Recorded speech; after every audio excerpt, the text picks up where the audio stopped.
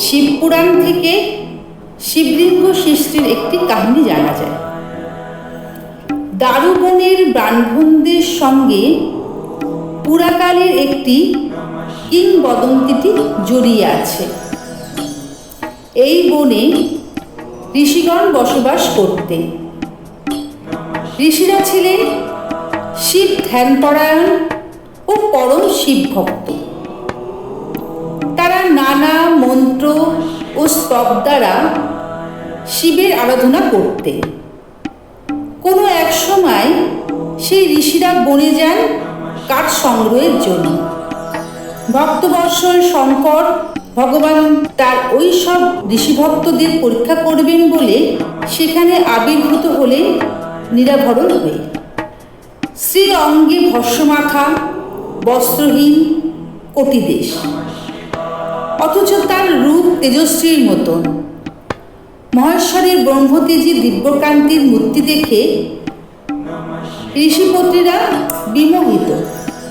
ঠিক সেই সময় ঋষিরা বন থেকে কাঠ সংগ্রহ করে ফিরে এসে এই দৃশ্য দেখে ভয়ঙ্কর রেগে গেলেন। সেই আগন্তুক পুরুষটিকে দেখে বললেন, কে হে, কে হে? শক্তিশালী সেই পুরুষটি কোনো উত্তর দিলেন না। ছদ্মবেশী শিবের আচরণে ঋষিরা ভয়ঙ্কর রেগে গিয়ে বললেন, ভূতলে তোমার লিঙ্গ খসে পড়ে যাক। বলা মাত্রই সেই ছদ্মবেশী শিবলিঙ্গরূপে ভূমিতে পড়ে গেলেন। শিবলিঙ্গ তো ভূমিগত হল, কিন্তু তারপর সেই লিঙ্গ ভয়ঙ্কর অগ্নিরূপ ধারণ করে এদিক ওদিক ঘুরে বেড়াতে লাগলো।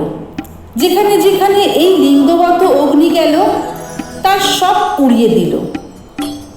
কোথাও কোনো স্থান ওই লিঙ্গ স্থির হলো না। তিলক ঘুরে বেড়াতে লাগলো। তিলক অগ্নিময় দেখে ঋষিগণ, দেবতা, মুনিগণ আতঙ্কিত হল। তারা কেউ শিবকে বুঝতে না পেরে শিবের মায়ায় আচ্ছন্ন হয়ে রইল। একসময় তারা সবাই ব্রহ্মাকে এই ভয়ঙ্কর অবস্থার কথা জানালেন। ব্রহ্মা বললেন, আপনারা জ্ঞানী হয়েও অজ্ঞানী।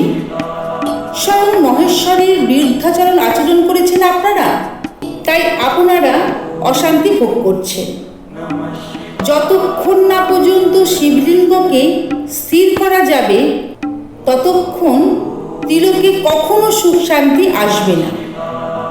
ঋষিরা ব্রহ্মকে বললেন, প্রভু, আপনি আমাদের কৃপা করুন, আমাদের পথ নির্দেশ দিন। ব্রহ্মা তখন বললেন, একটা পথ আছে। আপনারা যদি আরাধনা করে দেবী গিরিজাকে তুষ্ট করতে পারেন, একমাত্র তাহলেই শিবলিঙ্গকে স্থির করা যেতে পারে। মহাদেবকেও নিয়ম মেনে আরাধনা করতে হবে অষ্টদল পদ্মের ওপর। এই বলে ব্রহ্মা মহাদেবের পূজার বিভিন্ন নিয়ম বলে দিলেন।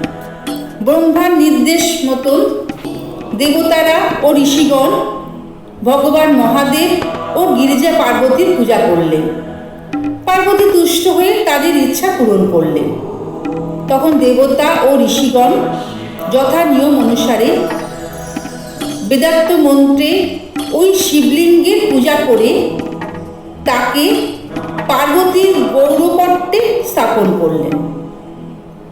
তখন শিব তাদের কৃপা করলেন, বললেন, হে পুত্রগণ, তোমাদের বন্দনায় আমি তুষ্ট হয়েছি। তোমরা যেসব উপকরণ ও মন্ত্রে আমার পূজা করেছ তা আমার আশীর্বাদের মহান হবে এবং আজকের দিনটি শিবরাত্রি নামে খ্যাত হবে। এই দিনটি আমার সব থেকে প্রিয়। এই লিঙ্গের জন্য ভূতলের নাম হবে লিঙ্গস্থান।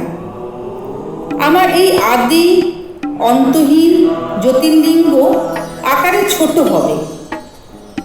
আমার ভক্তগণের পূজা ও দর্শনের সুবিধার জন্য আমি আমার জ্যোতির্লিঙ্গকে এই আকারে সৃষ্টি করলাম।